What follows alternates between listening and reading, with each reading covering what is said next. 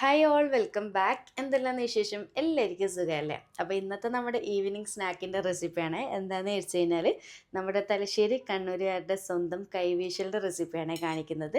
വെറും 5-6 മിനിറ്റ് കൊണ്ട് വീട്ടിലുള്ള കുറച്ച് ഐറ്റംസ് കൊണ്ട് ഉണ്ടാക്കാൻ പറ്റിയുള്ള ഒരു കിഡിലൻ സ്നാക്കാണ് കേട്ടോ.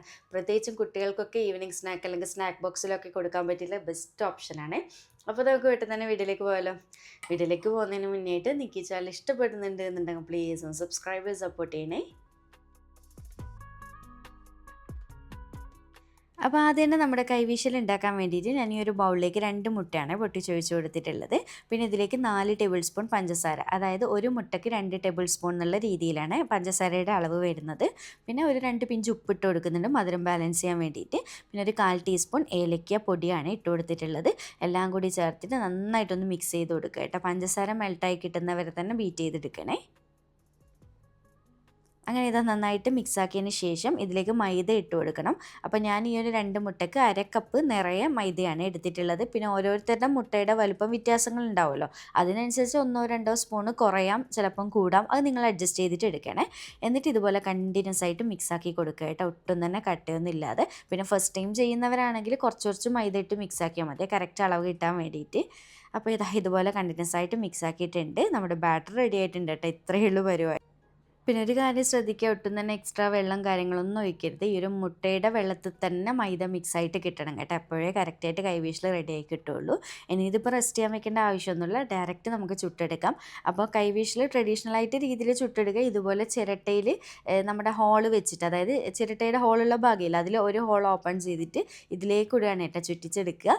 അല്ലെങ്കിൽ ഇപ്പം ചിരട്ട എല്ലാവരുടെയും ഇല്ലയെന്നുണ്ടെങ്കിൽ നമ്മുടെ വെള്ളം കുടിക്കുന്ന ബോട്ടിലോ അങ്ങനെ എന്തെങ്കിലും അതിൻ്റെ അടപ്പിന് ജസ്റ്റ് ഒരു ഹോൾ ഇടുക, എന്നിട്ട് ചുറ്റിച്ചെടുത്താലും മതി, കുഴപ്പമൊന്നുമില്ല. പക്ഷെ പണ്ട് മുതൽക്ക് ചെയ്യുന്ന രീതി എന്ന് പറയുന്നത് ഇതുപോലെ ചിരട്ടയിൽ ചെയ്യലാണേ.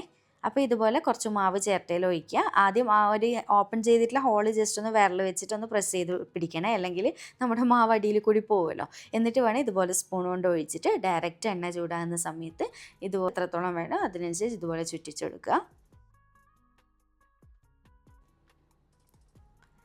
അപ്പോൾ ലാസ്റ്റ് എൻഡിങ്ങിൽ വരുന്ന ഭാഗം ഇതുപോലെ ക്ലോസ് ചെയ്ത് കൊടുക്കണേ.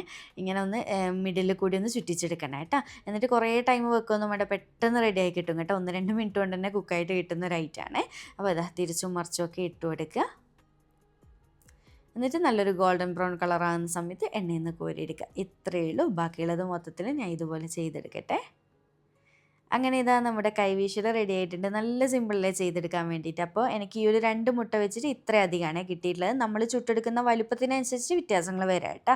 അപ്പോൾ നല്ല ടേസ്റ്റ് ആയിട്ടുള്ള ഒരു സ്നാക്കാണ്. പ്രത്യേകിച്ചും ഈവനിങ് എന്തെങ്കിലും ചായക്ക് കൂട്ടാനൊക്കെ പൂതിയുള്ള ടൈമൊക്കെ ഉണ്ടാവുമല്ലോ, അല്ലെങ്കിൽ കുട്ടികളുടെ സ്നാക്ക് ബോക്സിലൊക്കെ എന്താ കൊടുക്കാമെന്നൊക്കെ ചിന്തിക്കുന്ന സമയത്ത് പെട്ടെന്ന് ഉണ്ടാക്കിയെടുക്കാൻ പറ്റുന്ന ഒരു ഐറ്റമാണ്. ഓവറോൾ എനിക്ക് തോന്നുന്നു ഒരു 5-10 മിനിറ്റ് മാത്രമേ വേണ്ടുള്ളൂ കേട്ടോ. അപ്പോൾ വീഡിയോ ഇഷ്ടമാണെന്ന് തന്നെ വിചാരിക്കുന്നുണ്ട്. ഇഷ്ടമാണെങ്കിൽ ലൈക്ക് ചെയ്യാനും ചാനൽ സബ്സ്ക്രൈബ് ചെയ്യാനും മാക്സിമം ഒന്ന് ഷെയർ ചെയ്ത് കൊടുക്കാനും മറക്കല്ലേ. വീണ്ടും ഒരു അടിപൊളി വീഡിയോ ആയിട്ട് കാണാം. താങ്ക്